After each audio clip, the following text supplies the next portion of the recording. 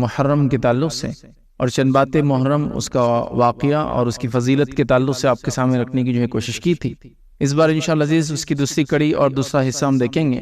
پچھلی مرتبہ میں نے آپ کے سامنے محرم کے تعلق سے 5 اس کے فضائل رکھے تھے، اور یہ بات بھی میں نے رکھنے کی کوشش کی تھی کہ جس طرح سے محرم کو آج کل منایا جاتا ہے یہ اس کے منانے کا طریقہ نہیں، یاد رکھیے۔ اور جب نبی اکرم صلی اللہ علیہ وسلم اس دنیا سے گئے، محرم خاص طور سے عاشورے کا جو دن تھا اس میں روزہ رکھ کے نبی اکرم صلی اللہ علیہ وسلم نے شکرانہ ادا کیا تھا، اور مسلمانوں کو بھی اس کا حکم دیا تھا، اس خوشی میں جس خوشی میں کہ یہودی بھی اس دن عید مناتے تھے، اور وہ تھی کہ موسیٰ علیہ السلام کو اللہ رب العزت نے اس دن فرعون سے اور اس کے ظلم سے نجات دی تھی، بلکہ نہ صرف نجات دی تھی، روایت میں تو یہ بھی آتا صحیح مسلم کی کہ اس دن فرعون بھی غرق ہوا اور اس کی قوم کے ظالم لوگ بھی غرق ہوئے تھے، یاد رکھیے۔ تو بہرحال جب نبی اکرم صلی اللہ علیہ وسلم دنیا سے گئے تو ایک طرح سے یہ خوشی کا دن تھا، یاد رکھیے، خاص طور سے عاشورے کا دن۔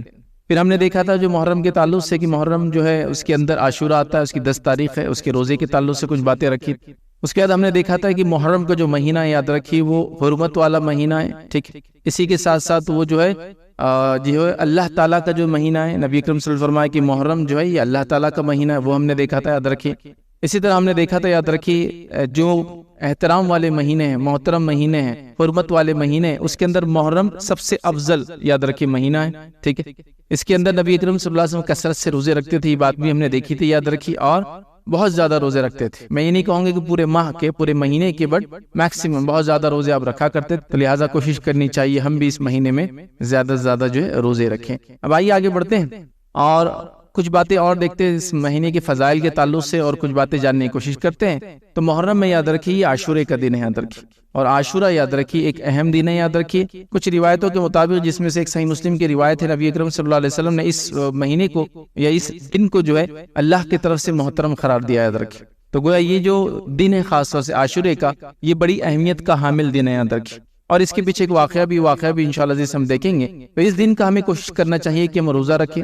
نبی اکرم صلی اللہ علیہ وسلم فرمایا کہ جو شخص اس دن کا روزہ رکھیں گا، مجھے اللہ سے گمان ہے کہ اللہ تعالیٰ اس کے پچھلے سال کے گناہ معاف کر دیں گا۔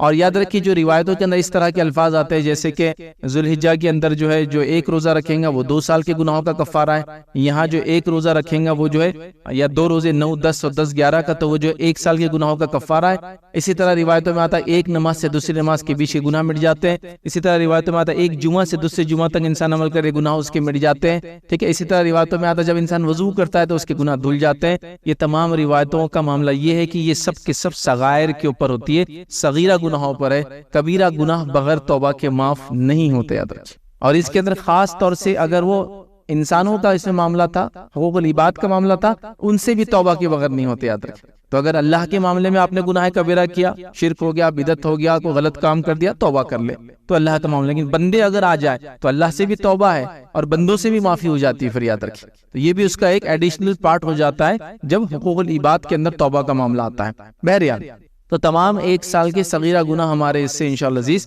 معاف ہو جائیں گے۔ تو ہر کسی کو چاہیے کوشش کرے کہ یہ روزہ رکھے۔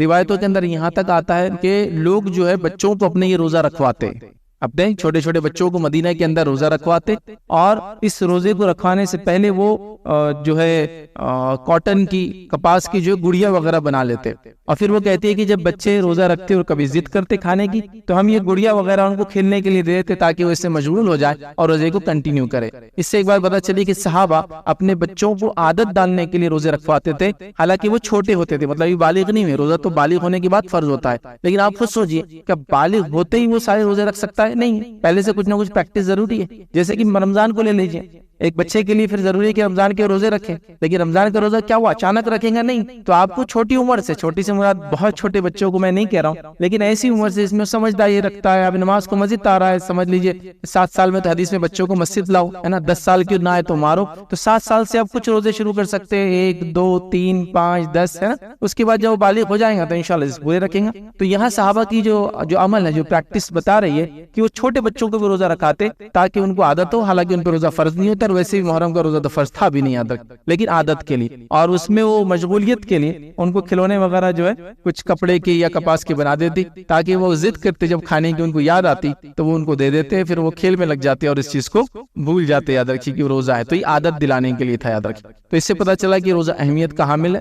اور صحابہ خود بھی رکھتے تھے اور اپنے بچوں کو بھی رکھاتے تھے، یاد رکھیے۔ تو جو شخص صحت پائے، حالات اس کے لیے درست ہو، میسر ہو، تو وہ ضرور جو ہے 10 کا روزہ رکھے۔ اور نبی اکرم صلی اللہ علیہ وسلم نے یہ حکم دیا اور حدیث میں فرمایا تھا اگر میں زندہ رہا، ٹھیک ہے، تو میں آنے والے سال سے، چونکہ آپ نے یہ روزہ رکھا تو آپ کو بتائے گا یہود بھی یہ روزہ رکھتے ہیں، تو آپ نے کہا اگر میں زندہ رہا تو آنے والے سال میں 9 کا بھی روزہ رکھوں گا، یاد رکھیں۔ جو شخص محرم کا 10 کا روزہ رکھے اس سے پہلے یا اس کے ایک دن بعد کا بھی روزہ اس میں اضافہ کر لے، یاد رکھیں۔ تو لہٰذا ہمیں بھی چاہیے کہ ہم 9-10 کا رکھیں۔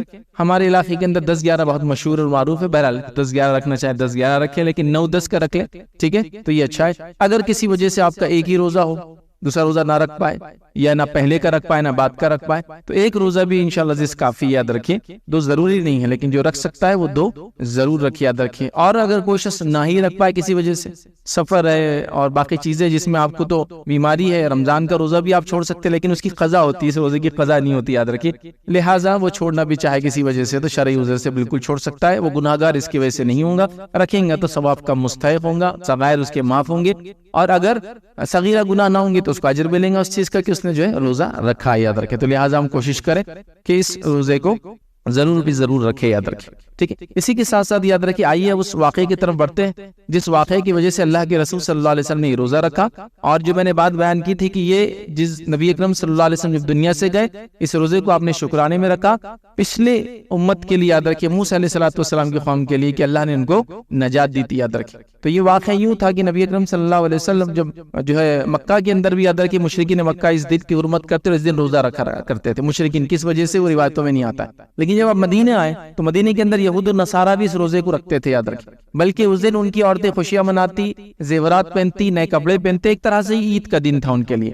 تو جب ان سے پوچھا گیا کہ یہ اس طرح سے کیوں مناتے ہیں تو انہوں نے کہا کہ اس دن اللہ رب العزت نے موسیٰ علیہ السلام کو فرعون سے نجات دی تھی، لہٰذا ہم شکرانے کے اندر یہ روزہ رکھتے ہیں۔ تب نبی اکرم صلی اللہ علیہ وسلم نے فرمایا تھا ہم موسیٰ پہ زیادہ حق رکھتے ہیں ان یہودیوں سے، لہٰذا ہم بھی اس روزے کو رکھیں گے۔ پھر آپ روزہ رکھتے رہے، اور اس کے بعد آپ نے آخر وقت یہ بیان کیا تھا کہ اگر موقع ملا تو اگلے سال سے میں جو ہے 2 روزے رکھوں گا، لیکن آپ 2 روزے نہیں رکھ پائے، آپ ایک ہی روزہ رکھتے اپنی زندگی میں، یاد رکھیں۔ بہرحال تو اس سے پتہ چلا کہ یہ خوشی کا دن تھا اور وہ کیا گیا۔ اس سے ایک اور بات پتہ چلتی اس واقعے سے، وہ یاد رکھی، وہ یہ ہے کہ اسلامی اخوت، اسلامی بھائی چارہ، یہ جو بردرہوڈ ہوتا ہے ہمارے اندر، بھائی چارگی بہت اہم ہے، یاد رکھیں۔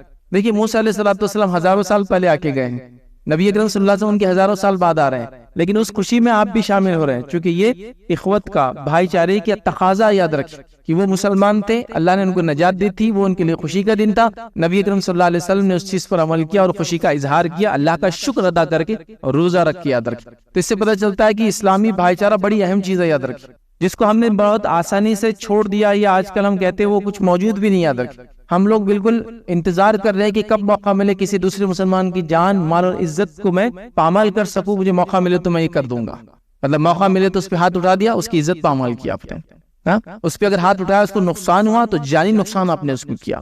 اسی طرح اس کے مال کو برباد کرنا ایک عام بات ہے نا، گاڑی خراب کرنے سے لے کے چیزوں کو توڑ پھوڑ کرنے سے لے کر گھر کے رنگ خراب کرنے سے لے کر ان کے مطلب جس کو خوشیوں میں خوشی نہ ہو کہ اس کے زوال کی امیدیں کر کر کے ہم لوگ اپنے بھائی چارے کو برباد کر رہے ہیں۔ لیکن دیکھیے اسلامی بھائی چارے کا سبق دیکھیے کہ ہزاروں سال پہلے قوم آئی ہے، لیکن وہ ہم تھے، وہ مسلمان تھے، تو اللہ کے رسول صلی اللہ علیہ وسلم یہ اخوت کا تقاضا بتا رہے کہ ہم بھی شامل ہوں گے اس چیز کے اندر۔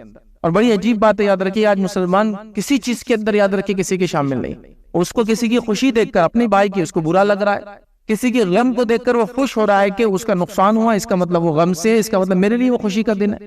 آپ دیکھیے تمام چیزیں بالکل عام ہیں، مطلب میں اس کے لیے خاص نہیں بول رہا ہوں۔ کسی نے گھر بنا لیا، آپ دیکھیے جو ہے لوگوں کی حسد اس انسان کی طرف کہ کیسے ہو سکتا ہے۔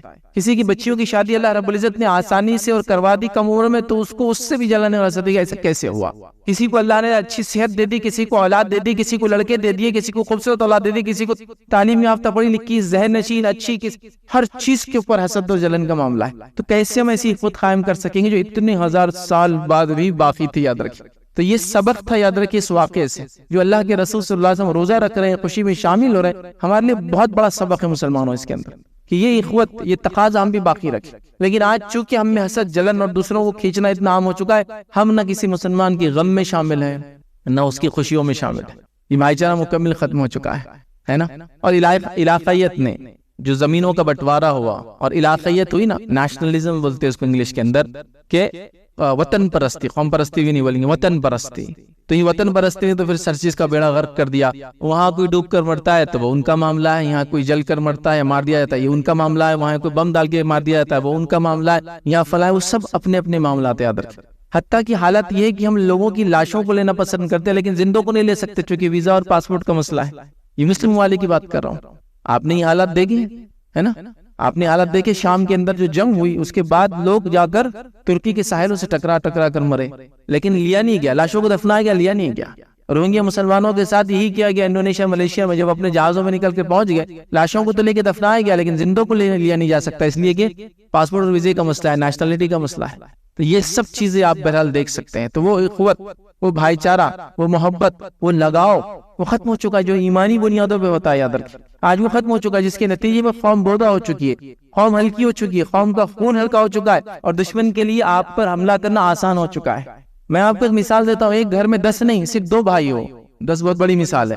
2 بھائی ہو اور اتحاد کے ساتھ رہتے ہو تو کسی کی مجال نہیں، پورے محلے میں ان کے اوپر آنکھ اٹھا کر دیں گے. صرف 2 بھائیوں کی مثال دے رہا ہوں لیکن اتحاد پہ رہتے ہیں. لیکن 10 بھائی ہو اور اتحاد پہ نہ ہو تو آپ دیکھیے ہر بھائی کو غلام بنا کے استعمال کیا جا سکتا ہے کیونکہ دوسرا خوش ہو رہا ہے. جس کی دوسری مثال میں آپ کو دے سکتا ہوں کہ ایک جنگل ہے، اس جنگل میں سمجھو 4 سانڈ ہے، بل ہے، میل ہے، ہوتا ہے نا کسی بھی اس کا ایسا کہ جانور کے اندر بیل لے لیجیے آپ یا بھینسا لے لیجیے، وہ بل ہوتا ہے، میل بولتے ہیں اس. 4 سانڈ ہیں. اب شیر دیکھتا ہے چاروں کو ایک ساتھ نہیں کھا سکتا. آپ نے دیکھا نا جب سانڈ پہ جو شیر حملہ کرتا ہے بفیلوز کے اوپر جنگلی، وہ مار دیتے ہیں اس کو کبھی کبھار. واقعات دیکھیں انٹرنیٹ پہ آپ کو ملیں گے ویڈیو، شیر کو مار دیے نا بھینسوں نے. تو وہ دیکھتا ہے کہ نہیں میں تو ان پہ اٹیک نہیں کر سکتا، تو وہ کیا کرتا ہے 3 سے مشاورت کرتا ہے، مشورہ کرتا ہے اور کہتا ہے تم 3 بہت اچھے لوگ ہو، مجھے خالی اس کو سزا دینے کا موقع دو جو چوتھا ہے وہ ٹھیک بھی نہیں ہے اور فلاں ہے تم سے فلاں ہے. 3 بولتے ہیں اچھا ٹھیک ہے تم ان سے بدلہ لے لو. پھر وہ ایک کو کھا لیتا ہے. اب بچے کتنے؟ 3 سانڈ بچے. پھر وہ 3 کے پاس آتا ہے، بولتا ہے ارے تم تینوں میں جو 2 کے پاس آتا ہے اور کہتا ہے تم دونوں بہت اچھے ہو فلاں ہے، بس مجھے اس کے ساتھ موقع دو، تم سے تو میرا کوئی لینا دینا ہی نہیں، تمہارا اپنا تو بالکل اچھا چل رہا ہے. وہ بولتے ٹھیک، پھر اس کو کہا جاتا ہے. ایسا کر کے جو ہے پورے وہ چیزیں یا دشمن جو ہے ان کو ختم کر دیتا ہے. تو دشمن کو، مسلمانوں کو ختم کرنے کے لیے ان کو جو ہے ایکسٹرنل پاور کی ضرورت نہیں یاد رکھی، وہ اگر ہم کو ہی اندر سے برباد کر دے تو پھر کوئی چیز ہم کو وہ نہیں کر سکتے ہیں. تو یہ بڑی اہم چیز ہے. تو اس واقعے میں جو اللہ کے رسول نے روزہ رکھا 10 کا، یہ خوشی میں جو شامل ہوئے، یہ بھائی چارے کا ایک میسج ہے، یہ اخوت کا ایک میسج ہے. میں آپ کو جوش میں نہیں لانا چاہتا ہوں، میں چاہتا ہوں کہ ہوش میں آؤ. جوش میں آنے سے کچھ نہیں ہوتا ہے، ہوش میں آؤ، سمجھو یہ بھائی چارہ ایمانی بنیاد پہ کیا ہوتا ہے، اس کے تقاضے کیا ہوتے ہیں، اس کو کتنا برداشت کرنا پڑتا ہے، اس کے لیے کیا کچھ نہیں کرنا پڑتا ہے. یاد رکھیں اس چیز کو سوچو، اس چیز کے بارے میں سمجھو. ایک چھوٹا سا واقعہ آپ کو سناتا ہوں. عمر ابن خطاب رضی اللہ عنہ کا دور ہے، صحابہ کو آپ نے ذمہ دار بنایا ایک علاقے کا. آپ ذمہ داری کے ساتھ ساتھ بزنس بھی کرتے رہے. حضرت عمر نے بلایا اور کہا تجارت سے جتنا تم نے کمایا ہے تم اس کو لوٹا دو، اس کو صدقہ کر دو. چونکہ لوگ اس طرح کا الزام لگا رہے چونکہ تم ذمہ دار ہو، اسٹیٹ سے اپوائنٹڈ ہو، اس کے بعد تم بزنس بھی کر رہے ہو، یہ درست نہیں ہے. تو پھر حضرت عمر کے کہنے پر اس صحابی نے لوٹا دیا. تو لہٰذا یہ سب مثالیں ہیں، مطلب بھائی چارگی کی یہ ایسی مثالیں ہیں جس کو آپ یہ ہم سمجھ بھی نہیں سکتے. نبی اکرم صلی اللہ علیہ وسلم نے اس بھائی چارگی کے لیے بہت کچھ کیا. یاد رکھیں ایک اور چھوٹا سا واقعہ سناتا ہوں کہ ماریا قبطیہ، یہ نبی اکرم صلی اللہ علیہ وسلم کو جو ہے تحفے میں دی گئی تھی. یاد رکھیں قبطیہ یہ کوپٹک تھی. مصر، سوڈان، ایریٹریا، ابیسینیا جس کو کہتے ہیں آج کا ایتھوپیا جس کو بولتے ہیں، اس علاقوں کوپٹک بولتے ہیں. خپتی جو کرسچنز آج بھی ہوتے کوپٹک، ٹھیک ہے، یہ قدیم قوم ہے. یاد رکھیں آج یہ مصر میں پائی جاتی ہے. تو بہرحال وہ قبطیہ تھی، ماریا قبطیہ ان کا نام اسی لیے پڑا. تو نبی اکرم صلی اللہ علیہ وسلم نے صحابہ سے یہ کہا تھا کہ تم جب ایجپٹ پہ، مصر پہ جو اٹیک کرو گے تو فلاں قبیلے سے ماریا تعلق رکھتی ہے تو اس کا لحاظ رکھنا. عامر بن عاص رضی اللہ عنہ کا زمانہ ہے، آپ عمر ابن خطاب کی طرف سے اپوائنٹ کیے گئے کہ آپ جائیں گے مصر کے لیے، اور فاتح مصر آپ کہلاتے ہیں. جب مصر کو فتح کیا اور خاص طور سے اس علاقے کو فتح کیا جہاں ماریا قبطیہ تھی، جہاں کی تھی، تو کہا ان لوگوں کے ساتھ کوئی بدسلوکی نہیں کی جائیں گی، ان لوگوں کے ساتھ نرم معاملہ کیا جائیں گے، ان کے ساتھ فلاں کیا جائے گا، چونکہ یہ نبی اکرم صلی اللہ علیہ وسلم کے رشتہ داروں میں سے، مطلب چونکہ وہ ایک علاقے کی تھی، آپ نے علاقے والوں کو ترجیح دی کہ ان پہ ظلم مت کرنا.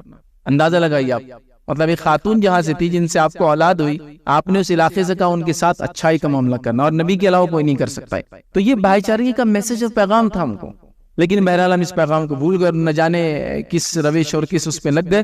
تو یہ جو واقعہ تھا اللہ کے رسول کا روزہ رکھنا میں بتانا چاہ رہا تھا، یہ بڑی نصیحت لے کر ہمارے لیے آیا ہے. کہ ہم بھی ایسی اخوت، ایسے بھائی چارے کو ترجیح دیں اور مسلمانوں کی آپسی محبت کو کبھی ختم نہ ہونے دیں. چھوٹی چھوٹی باتوں سے رنجشیں، لڑائی جھگڑا، فتنے فساد بالکل بھی نہ کریں. اور دشمن کیا چالیں چلیں گے اور پالیسی بنائیں گے وہ دوسری چیز ہے، سیکنڈ کیس ہے. ہم خود اپنے خلاف کیا کیا کر رہے ہیں اور اللہ رب العزت کی طرف سے لعنت کو اور بربادی اور ہلاکت کو دعوت دے رہے ہیں ادب. تو لہٰذا ہم کوشش کریں اب بھائی چارگی کو سب سے مقدم یاد رکھیں، چاہے وہ جہاں بھی ہو. یہ تو مسلمان گزر چکے، یاد رکھیں، ہزاروں سال پہلے گزر چکے تھے موسیٰ علیہ السلام اور ان کی قوم، اور اللہ کے رسول کا ان سے محبت کا اظہار کرنا اس طرح سے یہ ہمارے لیے دلیل ہے کہ زندوں کے ساتھ کتنا اچھے عمل کی ضرورت ہے جب گزرے ہوئے لوگوں کے ساتھ یہ عمل کیا گیا. تو لہٰذا یہ واقعہ نبی اکرم صلی اللہ علیہ وسلم کو روزہ رکھنا یہ زبردست پیغام مجھے اور آپ کو دیتا ہے. اب آئیے اس سے بھی ہم آگے بڑھتے ہیں. اس واقعے کے بعد جو ہے اس مہینے کے تعلق سے اور بھی مختصر بس تھوڑی سی جو باتیں میرے ذہن میں آپ کے سامنے میں رکھتا ہوں. چونکہ ہم پورے ماہ کی بات کر رہے ہیں تو اس مہینے کے اندر جو چیز کامنلی دیکھی جاتی ہے یاد رکھیے، جو ہو رہی یاد رکھیے، اس میں سب سے بڑی چیز یہ ہے کہ جو غلط چیزیں جو رائج کر چکی ہے، جب بھی محرم آتا ہے تو مخصوص لباس وغیرہ میں نے سب آپ کو رکھ دیا تھا پچھلی بار کہ لوگ مخصوص لباس پہنتے ہیں، مخصوص کھانے کھاتے ہیں، تو یہ رواج درست نہیں یاد رکھے. تو سب سے پہلے یاد رکھیے محرم کی 10 تاریخ کو ہم نے خاص طور سے کربلا سے جوڑ دیا. صرف یہ خاص طور سے کربلا سے کبھی جڑی نہیں تھی. جب نبی اکرم صلی اللہ علیہ وسلم دنیا سے گئے، شریعت مکمل ہو گئی، تب تک یہ موسیٰ علیہ السلام سے جڑا تھا واقعہ. یہ 10 کی تاریخ موسیٰ علیہ السلام سے جڑی تھی.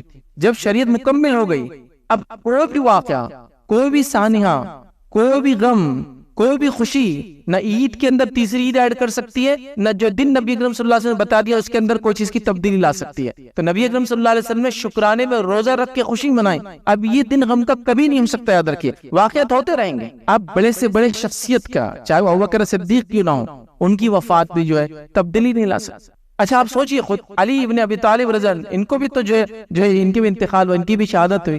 ان کے اوپر کیوں نہیں وہ دن کو ہم منا رہے ہیں؟ ایک مخصوص دن کو جس میں خوشی منائے گی، جس کا حکم دیا گیا، اس کو کیا کیا گیا؟ تو میں نے آپ کو پچھلی بار بتایا تھا، مسلمانوں کو ان کے آبا اور اجداد اسلاف کی وفات پر یہ غم کے نام پر خوشی منانے کا ایک سسٹم تھا جو خاص طور سے یہود اور نصارہ کی ایک چال تھی، اور مسلمان اس میں سب کے سب پھنسے. 10 محرم غم کا دن ہے لیکن اعمال پورے خوشی کے، نئے کپڑے پہنے جا رہے، بازار اور میلہ لگ رہا ہے، بچے خوشی منا رہے، روٹ اور چونگے کھائے جا رہے، شربت اور مانڈے وہ کیے جا رہے، اور آپ بول رہے غم کا ہے. کس نے غم پہ ایسا کیا؟ مجھے تو نہیں معلوم غم کے اوپر کوئی ایسی خوشی مناتا ہے نا. 22 رجب کو بھی ایک اعمال کیا جاتا کنڈے کے نام سے. اس دن امیر معاویہ کی شہادت ہوئی تھی، اور امیر معاویہ امیر تھے، اور آپ نے بہت آئرن فسٹ جس کو بولتے ہیں نا، ایک دم مضبوط ہاتھ سے جو کنٹرول کیا تھا، اور ہر قسم کی فتنے فساد کو کچل دیا تھا. اب خوشی منانے والے کو ایک ہی طریقہ خوشی منانے کا، وہ تھا چھپ کے. آپ دیکھیے اس کا پورا عمل چھپ کے ہی ہے نا. پردے کی آڑ میں بنایا جائے گا میٹھا، باہر کسی کو بتایا نہیں جائے گا، شام سے پہلے ختم کیا جائے گا، بچا ہوا پھینک دیا جائے گا. یہ ہوتا تھا، ہم نے بچپن میں دیکھا بچا ہوا میٹھا مسجد کی مچھلیوں کو یا گڑا لوگ دفنا دیتے تھے. کیوں یہ چھپ کر خوشی منائی جا رہی ہے؟ یہ کون سی خوشی ہے جس کو اتنا خفیہ طور سے منایا جاتا ہے؟ یہ چونکہ اس زمانے میں کچھ لوگوں کو خوشی ہوئی ان کی وفات پر، لہٰذا خوشی اب ڈائریکٹلی تو منا نہیں سکتے، خلیفہ کا انتقال ہوا، لہٰذا چھپ کر گھروں میں منایا جائے. چھپ چھپ کے آؤ، کھاؤ، وہیں ہاتھ دو، وہیں رکھو، مٹی کے اس میں کرو، رات میں اس کو دفنا دو. یہ تمام چیزیں غم کے نام پر انہوں نے خوشی بنوانے لگائی. میں نے 12 ربیع الاول کی آپ کو مثال دی تھی. کیا مناتے تھے آج سے 10 20 50 سال پہلے، جب تک لوگوں کو عربی کا یا عام نالج نہیں آیا تھا؟ 12 وفات پیدائش کو بولتے ہیں، وفات مرنے کو بولتے، سب کو پتا ہے. تو وفات منا رہے تھے 12 وفات. اب عید میلاد کر دیا آپ نے اس کو. تو عید ایک جوڑ دی جو کہ عید ثابت بھی نہیں، دو عیدیں، تیسری جوڑ نہیں سکتے. اب یاد رکھیں تو کوئی خوشی اور کوئی غم یاد رکھیے اب کسی دن کی اہمیت کو بڑھا نہیں سکتا، کم نہیں کر سکتا. جو شریعت نے بتا دیا بس جب تک وہ فنش ہو گیا. تو اس دن کا معاملہ شکرانے کا تھا، اس دن کا معاملہ روزے کا تھا، اس دن کا معاملہ وہ اخوت بھائی چارے کو یاد کرنے کا تھا، اس دن کا معاملہ جو ہے محبت الفت مسلمانوں کی بڑھانے کا تھا اور خوشی کا تھا. یاد تو واقع ہوتے رہیں گے، اور بھی واقع ہوئے تاریخ میں. خود ان کے بڑے بھائی حضرت حسن رضی اللہ عنہ کی بھی شہادت ہوئی ہے نا. تو ان کے لیے بھی آپ دیکھیے حسن رضی اللہ عنہ کے تعلق سے نہیں مناتے، حضرت حسین کی تو غم منایا جا رہا ہے، حضرت حسن کا نہیں منایا جا رہا. اور حضرت علی کو اور بھی اولاد دیتی ہے، یاد رکھیے ہے نا. حضرت فاطمہ سے آپ کو حسن، حسین، محسن یاد رکھیے، اور لڑکی تھی یاد رکھیے آپ. لیکن لوگ تاریخ یہ سب نہیں بتاتے. اور یہ ایک بیوی سے تھا. حضرت فاطمہ کی وفات کے بعد جو اللہ کے رسول کے 6 مہینے بعد ان کا انتقال ہوا، آپ نے اور بھی نکاح کیا، اور آپ کی وفات کے بعد آپ کی 2 بیویاں تھی یاد رکھیے، اور سب سے اولادیں تھی آپ. تو کئی بچے اور بچیوں کا آپ کے تذکرہ آتا ہے، کسی کو اہمیت نہیں دی ہم نے. تو آپ دیکھیے مخصوص شخصیت کو اٹھانا، یقیناً وہ آل رسول سے ہماری ان سے محبت ہے. یہ محبت میں ذرہ برابر بھی کمی نہیں آ سکتی. اس محبت کی وجہ سے لوگ ہم کو جو بولنا چاہے بول سکتے ہیں. یہ محبت ہے چونکہ وہ خاندان ہی اتنا عظمت والا ہے. یاد رکھیں نبی اکرم صلی اللہ علیہ وسلم کے خاندان کی ہم بات کر رہے ہیں، ٹھیک ہے. لیکن ان کی خوشی سے اب شریعت میں کوئی عید ایڈ نہیں ہو سکتی، ان کی غم سے شریعت پہ کوئی غم کا دن ایڈ نہیں. یہ میں بتانا چاہ رہا ہوں. تو واقعہ تو ہوا، تاریخ ہے اور صحیح نہیں ہے، ہم مانیں گے اس چیز کو، ایسا نہیں ہونا چاہیے تھا، لیکن بہرحال ہوا تو ہم نے کیا دیا، اس کو مخصوص کر دیا۔ تو یہ مخصوص کس دن سے، میں نے آپ کو بتا دیا، کربلا سے یہ مخصوص نہیں ہو سکتا ہے، ٹھیک ہے۔ اسی طرح پورے محرم کو منحوس سمجھا جاتا ہے، بالکل غلط بات۔ کوئی دن، کوئی گھڑی، کوئی وقت منحوس نہیں ہوتا، سوائے اس شخص کے اعمال اس کو نحوست والا کر سکتے ہیں۔ ہوتا ہے نحوست ہوتی ہے چیزوں میں، وہ کب ہوتی ہے؟ اس کے اعمال کی وجہ سے ہوتی ہے۔ ایک آدمی گنہگار، شرک اور کفر میں ڈوبا ہے تو آپ کہیں گے اس کا مال بھی نحوست لاتا ہے، اس کا گھر بھی نحوست بھرا ہے، کیونکہ اس سے نحوست ہی آئیں گے اس کی برائی کی وجہ سے، لیکن اس کی نحوست اس کے لیے، پورے سماج کے لیے نہیں ہوتی ہے۔ تو نحوست ہوتی ہے وقت میں، لیکن وہ اس آدمی کے اعمال کی وجہ سے ہوتی ہے۔ تو یہاں تو پورا مہینہ منحوس بنا دیا آپ نے، کیسے؟ شادی نہیں، بیاہ نہیں، خوشی نہیں، فلاں نہیں، آج کل خیر کر رہے ہیں، پہلے نہیں کرتے تھے۔ دوسرا یاد رکھیے، مخصوص جو ہے اس کو جس کو کہتے ہیں نظر اور نیاز اور منتیں اس مہینے منائی جاتی ہے، جو کچھ بھی ثابت نہیں ہے۔ مخصوص آل رسول، مطلب آپ سب کے خاندان کے لوگوں سے، اور کیا کیا رسومات نہیں کیے جا رہے، بہرحال آپ سب جانتے، کچھ بھی ثابت نہیں ہے۔ نظر اور نیاز صرف اور صرف اللہ کے لیے ہوتی ہے، اس کے علاوہ کسی کے لیے نہیں ہوتی۔ یہ بھی نہیں کہ کسی اور کے لیے اللہ کے نام سے، وہ بھی غلط ہے، وہ بھی جائز نہیں، حرام ہے۔ بہرحال اسی طرح ہمارے ماحول میں آج کل تو الحمدللہ کم ہو گیا، لیکن ابھی بھی باقی ہے تازیے، سواریاں اس کو بولتے ہیں، اور پھر وہ پنجے، پھر گھوڑے، پھر شیر اور چیتے، سب آپ دیکھ سکتے ہیں مارکیٹ میں کیا کیا ہوتا ہے۔ یہ سب ابھی بھی ہو رہا ہے، کم ہو گیا الحمدللہ، لیکن ہو رہا ہے۔ یہ تعزیہ وغیرہ تو بالکل صحیح نہیں، یاد رکھیں کہاں سے آئے، کیا ان کا وجود ہے، اس چیز کو دیکھ کر آپ بولیں گے عجیب و غریب چیز ہے۔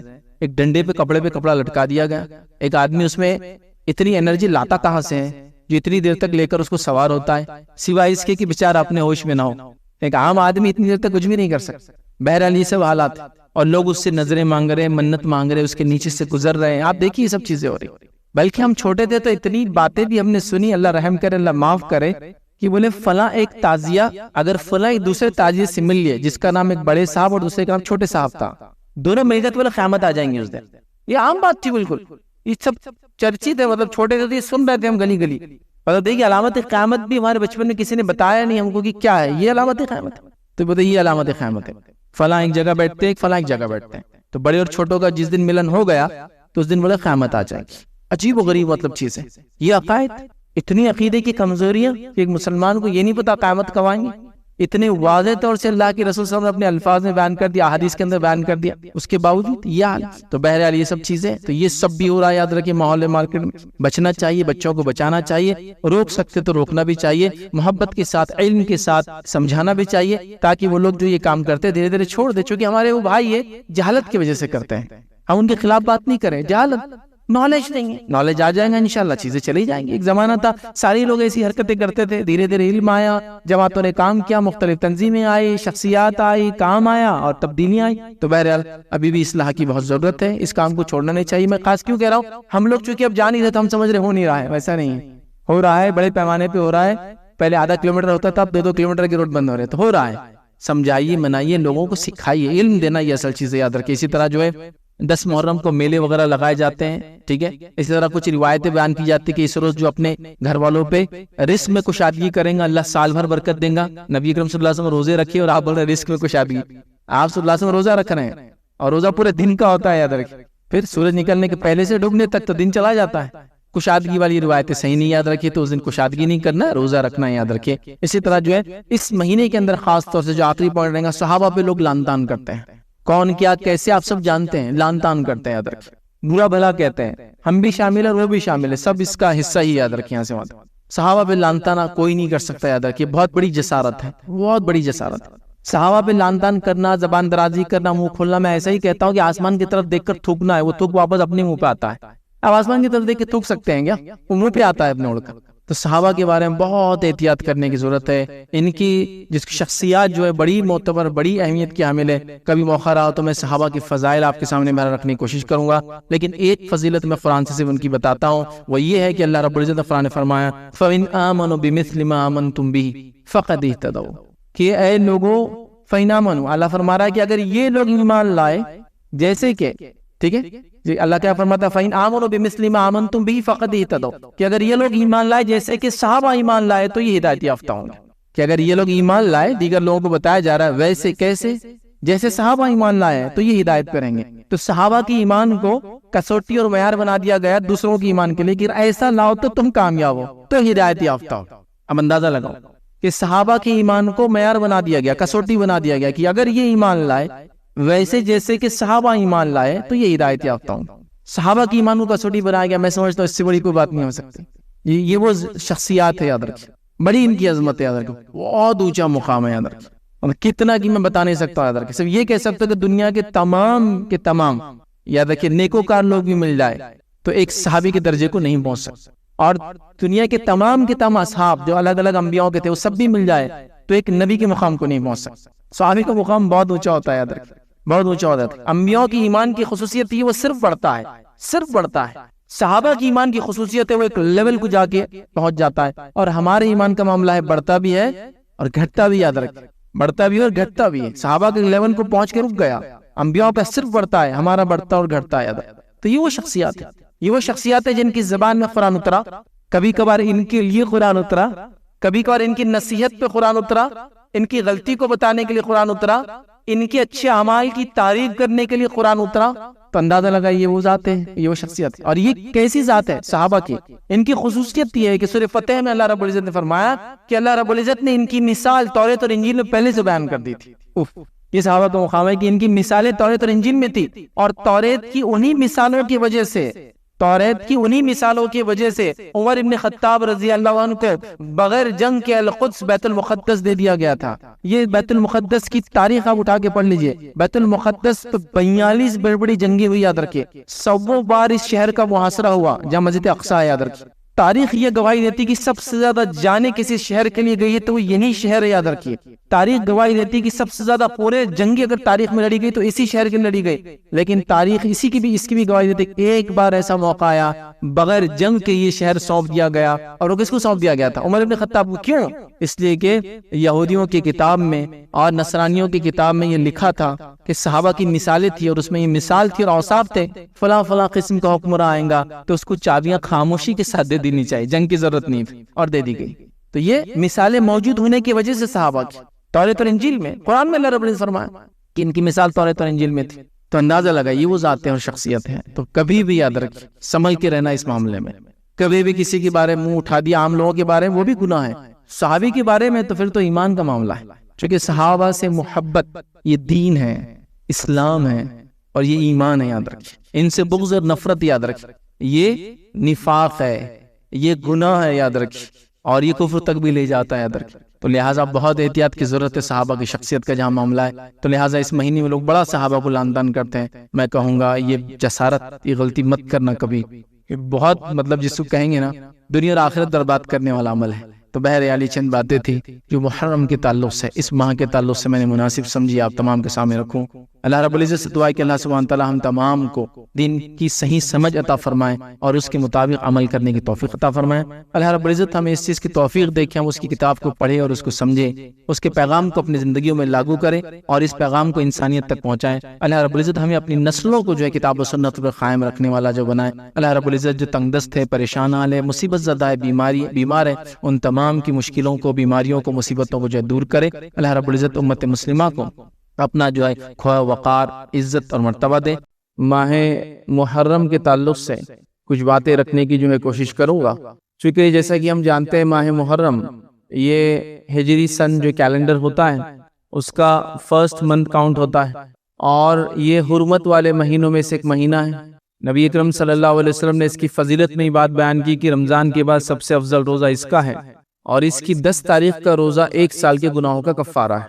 تو اگر دیکھا جائے تو کل مکمل طور سے میں نے ساری فضائل اس کے اندر اس ایک جملے کے اندر رکھ دی کہ جو محرم کی فضیلت ہے۔ لیکن محرم کے تعلق سے جیسا کہ ہم تمام لوگ جانتے ہیں کہ لوگ افراط و تفریط کے شکار ہیں، نت نئی باتیں، عجیب و غریب قسم کے رسومات، عجیب و غریب قسم کے عقائد، عجیب و غریب قسم کے معاملات اور اعمال جیسے یہ مہینہ آتا ہے نظر آنا شروع ہو جاتا ہے۔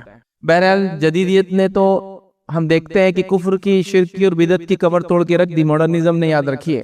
پہلے تو یہ حال تھا جب ہم لوگ چھوٹے تھے، مجھے اچھے سے یاد ہے کہ جب محرم کا مہینہ آ جاتا تھا تو محرم اور سفر یہ 2 مہینوں میں کوئی خوشی نہیں منائی جاتی تھی، کوئی رسومات نہیں منائے جاتے تھے، تو جتنے فنکشن ہالز وغیرہ ہوتے تھے سب مینٹیننس اور ریپیئر کے لیے چلے جاتے تھے، ان کے لیے یہی چھٹی کے دن ہوتے تھے، کیونکہ مسلمان ان 2 مہینوں میں خوشیاں نہیں مناتے، ان کو پتا ہے، تو لہٰذا وہ مینٹیننس ریپیئر ہوتے تھے۔ لیکن اب الحمدللہ جیسے جیسا علمی شعور بھی لوگوں میں آ رہا ہے اور پھر جدید دور ہی ایسا یاد رکھیے کہ سب ہر چیز کے لیے انتظار نہیں کیا جا سکتا ہے.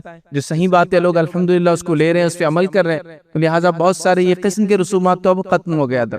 ورنہ بالکل یہ بات بالکل طے تھی کہ ایک مخصوص رنگ کے کپڑے، ایک مخصوص قسم کا چہرہ بنا لینا، اس کے بعد مخصوص قسم کے اعمال جو تقریباً سب کے سب شوق سے، غم سے، خوشی کے خلاف جو چیزیں ہوتی یاد رکھیے وہ سب کی جاتی تھی یاد رکھیے. اور ہم نے تو اپنے بچپن میں اس مہینے کو غم کا مہینہ ہی سنا، اور رونے دھونے کا مہینہ سنا، ماتم کا مہینہ سنا، اور اس کے پیچھے ایک واقعہ یاد رکھیں، اس واقعے کی حقیقت ہے. لیکن سوال یہ کہ شریعت میں اس مہینے کی کیا حقیقت ہے یاد رکھیں. یہ بات آپ لوگ جان لیں اور ہم لوگ سمجھ لیں کہ جب سے اللہ رب العزت نے زمین و آسمان کو پیدا کیا تب سے اللہ کے نزدیک مہینوں کی گنتی 12 ہے یاد رکھیں، اور اس میں 4 حرمت والے ہیں. اور 4 حرمت والے مہینے کون سے ہیں جو نبی اکرم صلی اللہ علیہ وسلم حدیث میں بیان کر دیا؟ 3 ایک کے بعد ایک آتے ہیں، ذی القعدہ، ذی الحجہ اور محرم، اور ایک رجب یاد رکھیں. تو یہ 4 حرمت والے، تو یہ آج سے نہیں ہے، جب سے زمین و آسمان پیدا ہوئے تب سے یہ حرمت والے مہینے 4 ہیں، اور اللہ کے نزدیک مہینوں کی گنتی 12 ہے یاد رکھیں. جو آیت میں نے آپ کے سامنے تلاوت کی، ان عدۃ الشہور عند اللہ، کہ اللہ تعالیٰ فرماتا ہے مہینوں کی گنتی اللہ کے نزدیک کتاب جو ہے کتاب اللہ میں 12 ہے، اسی دن سے جب سے آسمان و زمین کو اس نے پیدا کیا، اور اس پہ 4 مہینے حرمت والے ہیں. تو تم ان مہینوں میں جو ہے اپنے اوپر جو ہے ظلم نہ کرنا. تو یہاں اللہ رب العزت نے اس بات کو بیان کر دیا کہ اللہ کے نزدیک جو حرمت والے مہینے 4 ہیں اور مہینوں کی گنتی 12 ہے. کب سے؟ آج سے نہیں، کسی واقعے کی وجہ سے نہیں، کسی ایک اکرنس سے گھٹنا کی وجہ سے نہیں، کسی ایک خوشی اور غم کے واقعے کی وجہ سے نہیں، جب سے آسمان اور زمین بنے تب سے محرم حرمت والا ہے، تب سے. اور اس کے علاوہ اور 3 مہینے یاد رکھیے، 3 تو ایک ساتھ آتے آپ جانتے ہیں، تو یہ حرمت والا ہے. تو کسی واقعے نے، کسی گھٹنا نے یا کسی چیز نے اس کو حرمت والا نہیں قرار دیا، یہ پہلے سے حرمت والا ہے.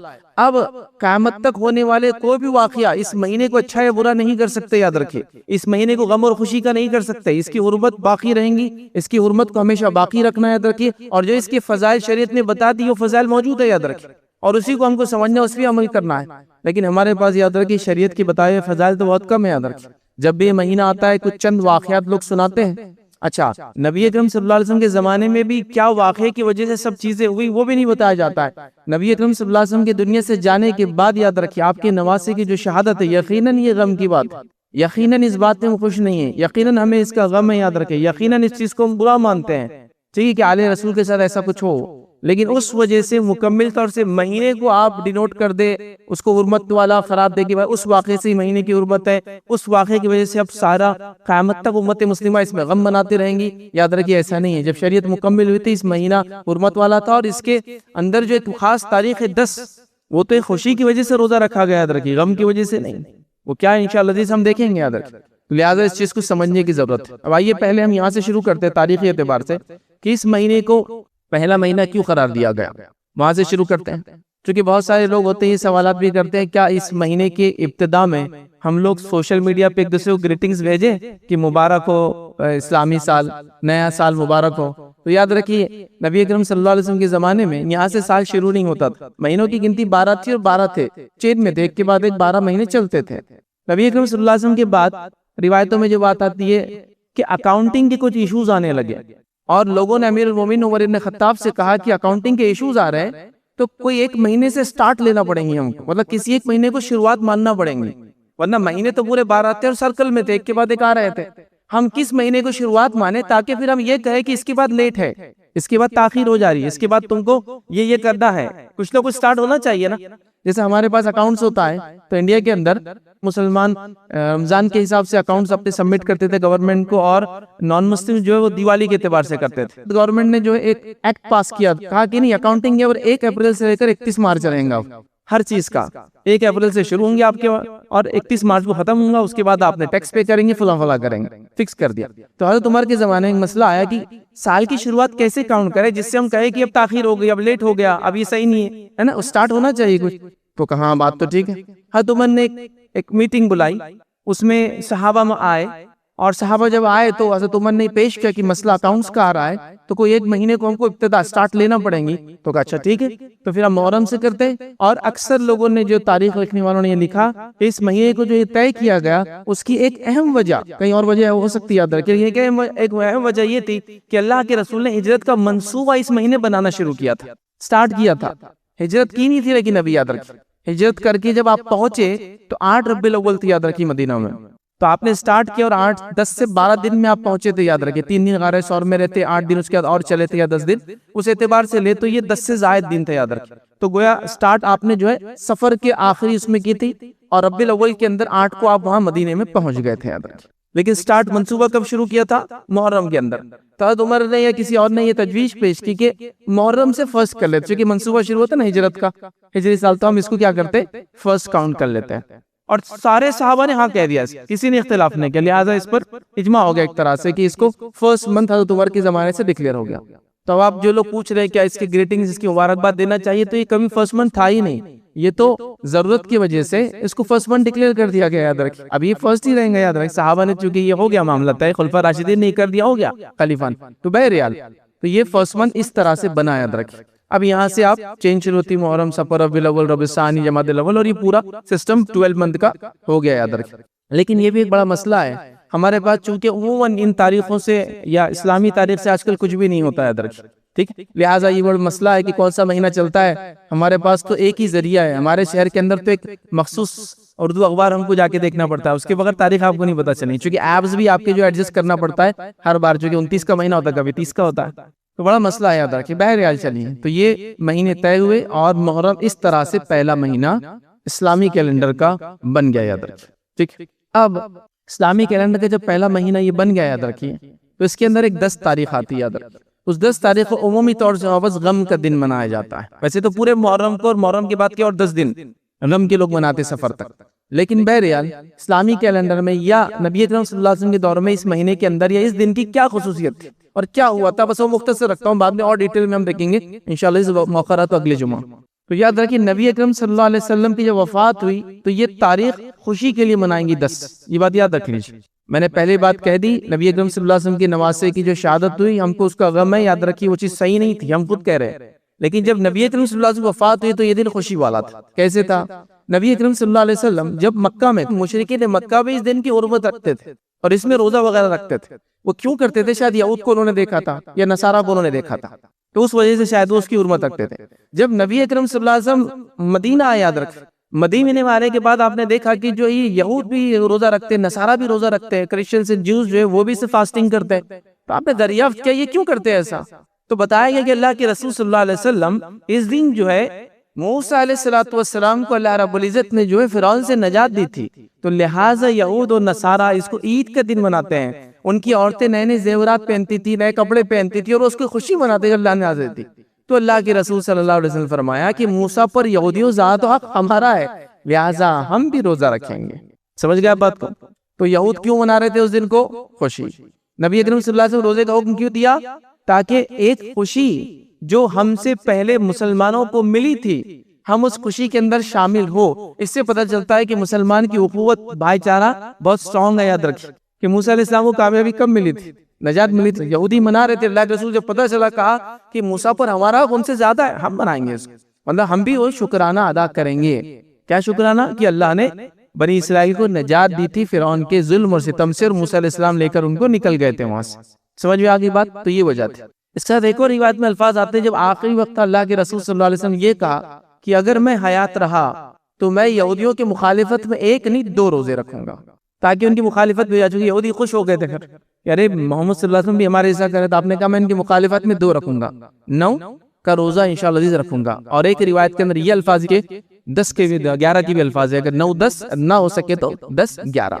بہرحال یہ روزہ وغیرہ انشاءاللہ عزیز ہم اگلے جمعہ دیکھیں گے، اس کا اور بھی تفصیلات آئیں گی۔ تو بہرحال یہ بات تو بیسیکلی سمجھ میں آ گئی۔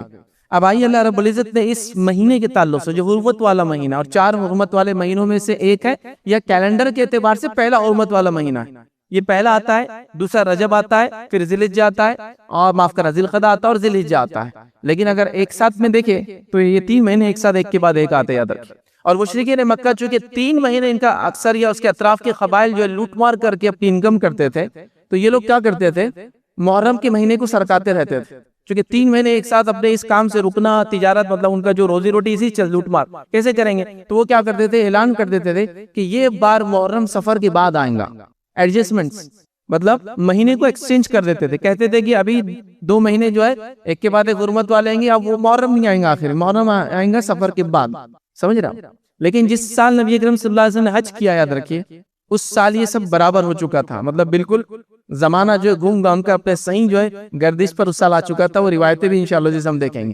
تو اس سال یہ فکس تھا، اللہ کے رسول نے جب کیا حج تو تب ذوالقعدہ ذوالحجہ محرم یہ پیدر پہ آ رہے تھے اور ساری چیزیں ایڈجسٹ ہو چکی تھی. مطلب مشرکین جو گڑبڑ کرتے تھے اس سال نہیں تھی یاد رکھ، اور اس کے بعد تو سلسلہ چلتا رہا یاد رکھ. تو اللہ تعالیٰ نے یہ بات بیان کر دی کہ اللہ کے نزدیک مہینوں کی گنتی 12 ہے. اس میں 4 حرمت والے تھے. حرمت والے مہینے کسی مخصوص واقعے کی وجہ سے نہیں ہوئے، یہ اللہ کے پاس جب سے زمین و آسمان بنی تھی اللہ نے دی. اب اللہ نے کیوں 4 مہینوں کو حرمت والا بنایا یاد رکھیے، یہ اللہ رب العزت بہتر جانتا ہے. لیکن اللہ تعالیٰ کچھ چیزوں پر فضیلت دیتا ہے، یہ اس کا اپنا طریقہ اور سنت ہے یاد رکھیے. جیسے دنوں میں اگر میں آپ سے کہوں سردار کون ہے دنوں کا، تو آپ کہیں گے دنوں کا سردار جو ہے جمعہ ہے. اللہ نے دی نا اس کو فضیلت. کیوں نہیں فضیلت؟ کہا کہ اسی دن آدم بنائے، اسی دن جو ہے آدم علیہ السلام سے کی توبہ قبول ہوئی، اسی دن وہ زمین پہ اتارے گئے، اسی دن جو ہے قیامت آنے والی. تو جمعہ کی اپنی فضیلت، تو جمعہ سردار ہے نا. زمینوں کے اندر اللہ تعالیٰ نے جو ہے حرم کو فضیلت دی ہے، بیت المقدس کو فضیلت دی ہے. تو زمینوں میں کسی زمین کو اللہ تعالیٰ نے فضیلت دی ہے، شخصیات میں کسی شخصیت. تو اللہ تعالیٰ کا اپنا طریقہ ہے، وہ لوگوں پر دنوں پر مہینوں پر جگہ پر فضیلت دیتا ہے. تو اسی طرح یہ 4 مہینے حرمت والے. اب اس میں کیا کرنا ہے؟ ہم کو ظلم اور زیادتی سے بچنا ہے، جو کہ قرآن نے حکم دیا. اللہ تعالیٰ نے کیا فرمایا کہ اس میں 4 مہینے حرمت والے ہیں اور یہی صحیح دین ہے. اللہ فرماتا ہے فَلَا تَظْلِمُوا فِيهِنَّ أَنفُسَكُمْ، تو اپنے نفسوں پر ان مہینوں میں ظلم نہ کرے. ہمارا کام کیا؟ حرمت والے مہینوں میں ظلم نہ کرے، زیادتی نہ کرے، ٹھیک ہے، معصیت اور گناہ کے کام نہ کرے، نیکی میں زیادہ آگے بڑھے. تو کیا اس کا مطلب یہ کہ دیگر مہینوں میں ہم گناہ کر سکتے؟ نہیں، دیگر مہینوں میں بھی نہیں کر سکتے. اس مہینے میں بدرجہ اولی ہم کو نہیں کرنا ہے. مطلب معصیت گناہ تو ہمیشہ غلط چیز تو غلط ہمیشہ ہے، لیکن ان مہینوں میں بہت احتیاط کرنا ہے. حتیٰ کہ مشرکین مکہ بھی ان دنوں کی حرمت رکھتے تھے یاد رکھیں، دور جہالت میں بھی. اسی لیے تو وہ لوٹ مار کے لیے اپنے مہینوں کو ایڈجسٹ کرتے تھے. ان دنوں میں جنگوں کی ابتدا نہیں کرتے تھے کبھی بھی یاد رکھیں. اور نبی اکرم صلی اللہ علیہ وسلم نے بھی ان مہینوں میں جنگوں کی ابتدا نہیں کی. لیکن اگر کوئی آ جائے تو پھر اس کا دفاع تو کیا، لیکن ابتدا نہیں کی اپنے طرف سے. حرمت والے مہینے ہماری طرف سے شروعات نہیں ہونا چاہیے، ٹھیک ہے. تو بہرحال ان مہینوں کی یاد رکھیں بڑی حرمت. اللہ نے کہا کہ ان مہینوں میں اپنے اوپر ظلم ہم نہ کرے یاد رکھیں. ٹھیک، اب آگے بڑھتے ہیں. یاد رکھیں نبی اکرم صلی اللہ علیہ وسلم فرماتے ہیں، متفق علیہ روایت ہے، اور متفق علیہ مطلب صحیح بخاری اور صحیح مسلم کی روایت. آپ نے فرمایا کہا بے شک زمانہ گھوم گاؤں کر اسی حالت پر لوٹ آیا ہے جس پر وہ اس وقت تھا جب اللہ تعالیٰ نے آسمان اور زمین کی تخلیق فرمائی تھی. تو کیوں کہا گھوم گام کر آ چکا ہے؟ کیونکہ مشرکین مہینے کو شفٹ کرتے تھے محرم کو، تاکہ وہ 3 مہینے لوٹ مار سے نہ رکنا پڑے بول کر اس سال محرم سفر کے بعد آئیں گا اعلان کرتے تھے. تو اللہ کے رسول نے کہا سب برابر ہو کے اب صحیح جگہ آ چکا ہے زمانہ. سال کے 12 مہینے جن میں 4 حرمت والے ہیں، 3 لگاتار آتے ہیں، یعنی ذوالقعدہ، ذوالحجہ اور محرم، اور 1 رجب یاد رکھیں. تو لہٰذا یہ 4 حرمت والے مہینے ہیں، ہمیں اس میں ظلم و زیادتی نہیں کرنا ہے. اور محرم کی سب سے پہلی فضیلت ہے کہ یہ حرمت والا مہینہ ہے، ٹھیک ہے. اور اس کے انشاءاللہ ہم 7 فضائل دیکھیں گے کل، آج ہی نہیں اگلے جمعہ بھی انشاءاللہ ملا کر. تو اس کی پہلی فضیلت حرمت والا ہے. لہٰذا حرمت والوں میں جو مہینوں میں جو کام کرنا ہے وہ کرنا ہے، گناہ اور معصیت سے بچنا ہے اور نیکی میں اضافہ کرنا ہے. جسے میں کہوں گا فرائض تو کرتے ہی ہم لوگ، نوافل میں اضافہ کرنا ہے. اب وہ کیسے ہو سکتا ہے نوافل میں اضافہ؟ آپ نفل نمازوں کے ذریعے کریں، نفل روزوں کے ذریعے کریں، صدقات کے ذریعے کریں، اور دیگر سارے عمل جو آپ کرنا چاہتے ہیں، ایڈ کرنا چاہتے ہیں ان مہینوں میں، آپ بالکل ایڈ کر سکتے ہیں. اس میں کوئی مسئلہ اور کوئی حرج نہیں ہے. یاد رکھیں اسی طرح اس مہینے کی جو دوسری فضیلت جو ہمیں ملتی ہے یاد رکھیں روایتوں میں، یاد رکھیں وہ یہ ہے کہ ان مہینوں میں ہمیں اپنے آپ پر ظلم نہیں کرنا ہے. جیسے کہ قرآن کی آیت ہم نے دیکھی تھی، اس میں اللہ نے فرمایا فَلَا تَظْلِمُوا فِيهِنَّ أَنفُسَكُمْ، کہ ہم لوگ اس مہینے میں اپنے نفس پر ظلم نہ کریں. تو لہٰذا ہمیں اس مہینے میں ظلم اور زیادتی سے بچنا چاہیے. یاد رکھیں قتادہ رحمۃ اللہ علیہ اس کے تعلق سے فرماتے اور کہتے ہیں کہ حرمت والے مہینے میں ظلم کرنا دیگر ماہ کی بنسبت ظلم کرنے سے زیادہ گناہ اور غلطی کا کام ہے. مطلب وہ کہتے ہیں کہ دیگر مہینوں میں گناہ کا گناہ ملتا ہے، لیکن ان مہینوں میں کرنا یہ زیادہ غلط کام ہے، یہ زیادہ گناہ کا باعث، زیادہ سزا کا انسان مستحق ہوں گے، اس سے بچنا چاہیے. پھر فرماتے اور کہتے ہیں اگرچہ ظلم کرنا ہر حال میں عظیم گناہ ہے، مگر اللہ اپنے امر میں سے جسے چاہتا ہے جو ہے عظیم بنا دیتا ہے. تو گناہ تو وہ کہہ رہے ہیں ظلم تو ہمیشہ گناہ ہے، لیکن اللہ چاہتا ہے جس میں سے جس مہینے کو اس نے فضیلت دی تو لہٰذا اس میں اور بڑا گناہ ہے. تو لہٰذا ان ماہ کے اندر ہمیں ظلم اور زیادتی سے بچنا چاہیے. یاد رکھیں ہمیں کوئی غلط کام نہیں کرنا چاہیے، ہمیں جو اپنے زندگی کو بدلنے کی کوشش کرنا چاہیے. اور یہ بات بڑی اہم ہے، یاد رکھیں اگر ان 4 حرمت والے مہینوں کو بھی ہم یاد رکھیں اور اپنی نفس کو ظلم و زیادتی سے ہم بچانے لگے، تو یاد رکھیں جو آدمی 30 مطلب 90 دنوں تک 3 مہینے تک اپنے آپ کو ظلم و زیادتی سے بچائیں گا، انشاءاللہ اس امید نہیں کہ اگلی وہ زندگی پھر گناہ کریں گا. پھر تھوڑا بڑا کچھ گڑبڑ ہونے لگے تو پھر رجب کا مہینہ آ جائے گا، پھر تھوڑا سا اپنی اصلاح کریں گا، پھر اس کے بعد جو ہے 3 مہینے اس کے بعد آنے والے. تو لہٰذا یہ ہم کو اپنے آپ کو سدھارنے کا موقع یاد رکھیں جو اللہ رب العزت نے دیا ہے. لیکن جیسا میں نے کہا نا، چونکہ اسلامک کیلنڈر کا کوئی سسٹم ہی ہمارے پاس نہیں، تو کب یہ مہینے آ کر جاتے ہیں پتہ بھی نہیں چلتا ہے. ہاں جب وہ تھوڑا سا حج کا سیزن آئے تو پتہ چلتا ہے کہ ذی الحجہ چل رہا ہے، ذی القعدہ تو بس ایسے ہی چلا جاتا ہے. رجب بھی بہرحال ایسی کبھی آ کے چلا جاتا ہے، سوائے بدعتوں کی وجہ سے رجب مشہور ہے. کئی موقع ملا تو رجب کے بارے میں دیکھیں گے. اس وجہ سے نہیں کہ ہم کو بچنا ہے، معصیت نہیں کرنا ہے، گناہوں سے بچنا ہے، نیکی زیادہ کرنا ہے، ویسا نہیں. اور محرم بہرحال وہ بھی اپنا ایک غم کے لیے اور پتہ نہیں کیا کیا اس کے پیچھے عقائد ہے، اس کے لیے مشہور ہے. تو لہٰذا ہم کو یاد رکھنا ہے چیزوں کو اور اس کا فائدہ اٹھانا ہے. آئیے تیسری بات دیکھیں گے اس مہینے کے تعلق سے، یہ ہے کہ اللہ کے رسول صلی اللہ علیہ وسلم نے اس مہینے کو جو ہے اللہ کا مہینہ قرار دیا ہے. یہ جو محرم کا مہینہ ہے یہ اللہ کا مہینہ یاد رکھیں، ٹھیک ہے. اور صحیح مسلم کی روایت ہے، نبی اکرم صلی اللہ علیہ وسلم فرماتے اور کہتے ہیں رمضان مبارک کے بعد اللہ کے مہینے محرم کے روزے سب روزوں سے جو افضل ہیں، اور فرض نماز کے بعد سب سے افضل نماز رات کی یعنی تہجد کی نماز ہے. تو یہاں نبی اکرم صلی اللہ علیہ وسلم فرما رہے کہ رمضان مبارک کے بعد اللہ کے مہینے محرم کے روزے سب سے افضل ہیں. تو شہر اللہ کہا آپ نے، اللہ کا مہینہ کہا اس حدیث کے اندر. تو محرم جو ہے یہ اللہ کا مہینہ یاد رکھیں، شہر اللہ، اللہ کا مہینہ. تو بڑا اہم مہینہ یاد رکھیں. مطلب دیکھیں جس مہینے کو نبی اکرم صلی اللہ علیہ وسلم نسبت کر رہے ہیں اللہ کا مہینہ، تو کتنا اہم ہوگا یہ مہینہ یاد رکھیں. تو یہ اللہ کا مہینہ آپ صلی اللہ علیہ وسلم نے اس مہینے کو بیان کیا، یاد رکھیں. لہٰذا اس سے جو اس کی اہمیت جو ہے پتہ چلتی، یاد رکھیں.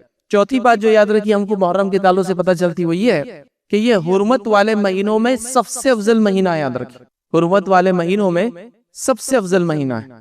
مطلب حرمت والے مہینے 4 ہیں، لیکن علماء لکھتے ہیں، کئی اقوال موجود ہے کہ حرمت والے مہینوں میں سب سے افضل مہینہ یہ محرم کا یاد رکھیں.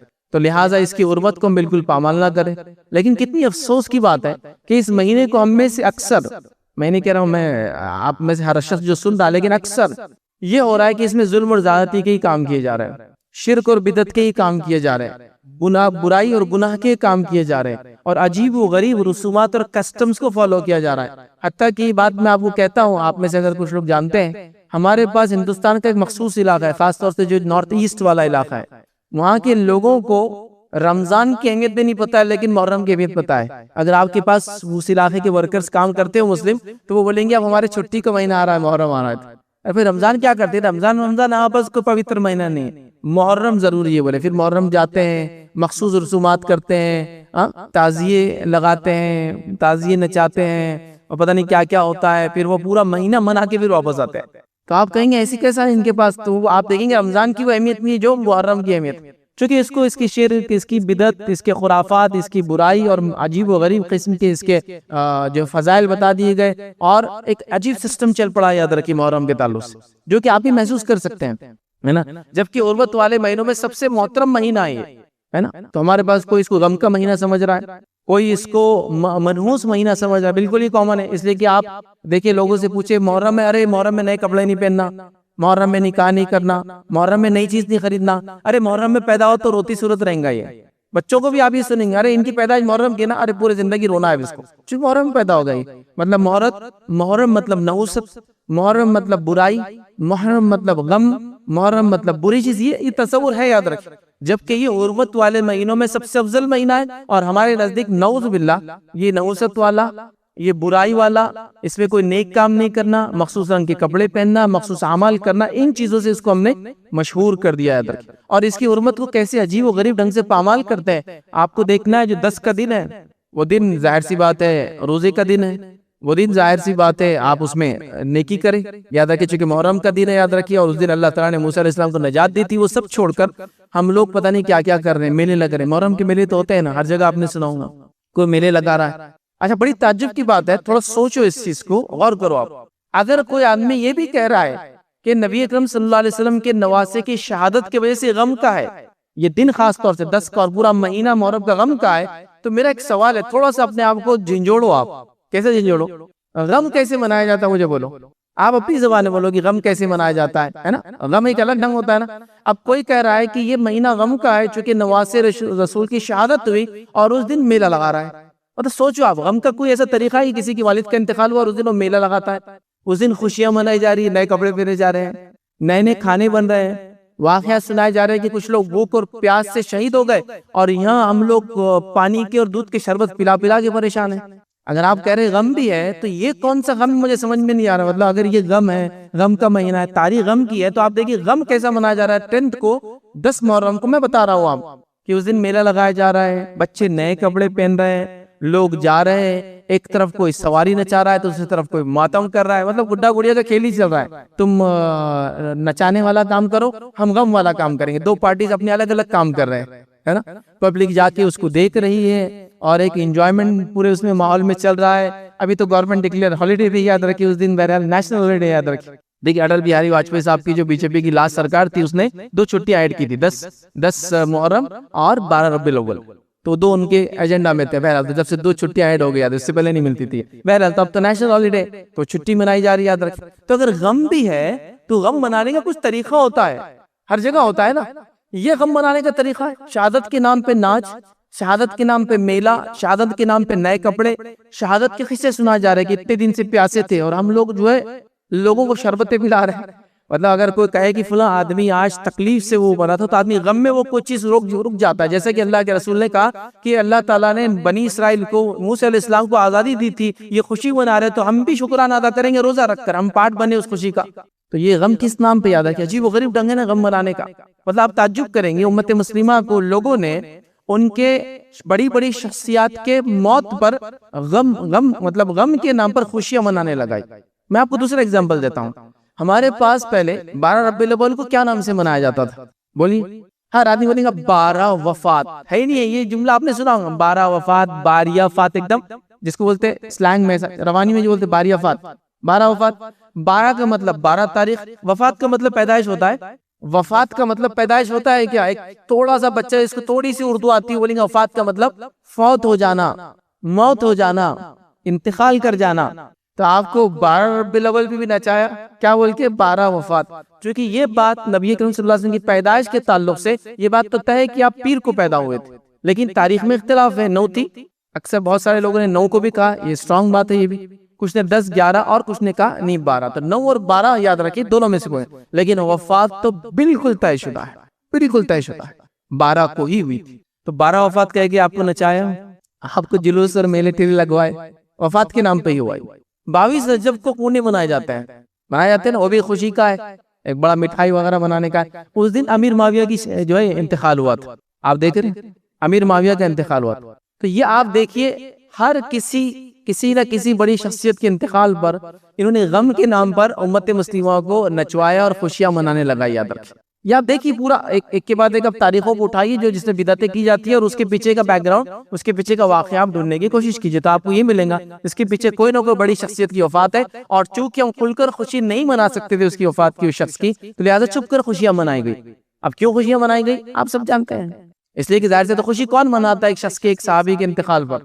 ظاہر سی بات ہے ایمان والا نہیں ہو سکتا، ہے نا، منافق ہو سکتا ہے۔ اب وہ کھل کر تو نہیں منا سکتا ہے، تو آپ کو ایک دوسرے شکل میں دے دی تاکہ آپ بھی اس کی خوشی میں شامل ہو جائے غم کے نام پر، سبحان اللہ۔ تو بہرحال یہ آپ دیکھ سکتے ہیں ایسی کئی چیزیں یاد رکھی، بڑی افسوس کی بات ہے امت مسلمہ کے لیے کہ نہ اپنی تاریخ کو جانتے ہیں، نہ وہ جس کو کہیں گے حرمت والے مہینے جانتے ہیں، نہ وہ تاریخوں کے پیچھے واقعی جانتے ہیں، نہ کوئی چیز منا رہے تو کم از کم عقل تو کیا ہوتی ہے۔ آپ کہہ رہے غم کا مہینہ ہے تو مجھے غم تو کہیں نظر نہیں آ رہا۔ ابھی محرم شروع ہو جائیں گے تو میں سمجھتا ہوں وہ بیکریاں جو ہے آپ کی اوونز خالی نہیں ملنے والی، آپ چونکہ وہ لوگ شہید ہوئے تھے نا 10 دن بھوکے رہ کے، تو آپ کھا کر جس کو کہیں گے اپنے آپ کو شہادت کی طرف لے جائیں گے۔ ابھی وہ بننا چالو ہو جاتے، کچھ مخصوص قسم کے بسکٹ، پھر مخصوص قسم کی روٹیاں، مخصوص قسم کے میٹھے، مخصوص قسم کے چاول، مخصوص قسم کی اس کے بعد جس کو کہتے ہیں کھانے، اور وہ کھائے جا رہے ہیں، اور قصہ کیا سنا جا رہا ہے غم کا۔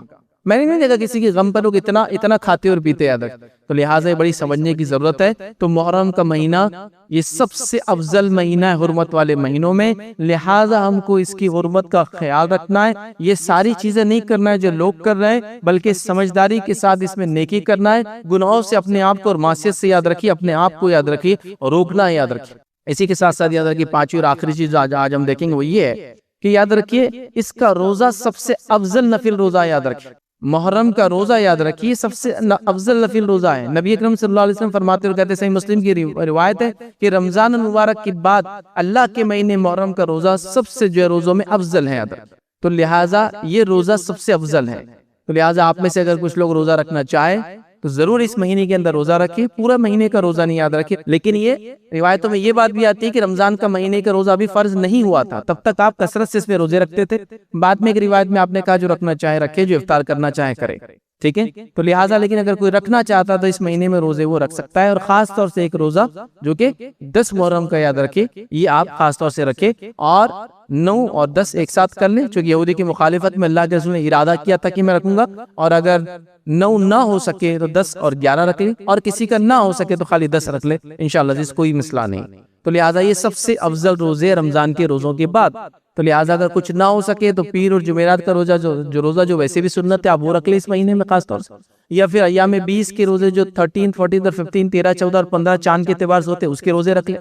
ان روزوں کی بڑی فضائل ہیں. نبی اکرم صلی اللہ علیہ وسلم نے فرمایا جو ایام 20 کے روزے پورے سال رکھتا ہے گویا اس نے سال بھر کے روزے رکھے, کیونکہ وہ 3 روزے ہوتے ہیں ہر مہینے ہوتے ہیں, اور جب 3 روزے ہر مہینے رکھیں گے اللہ اس نیکی کو 10 گنا بڑھا دیتا ہے, تو گویا وہ 30 روزوں کے برابر اجر مل گیا. اس کے تعلق سے بھی فضیلت آتی ہے. تو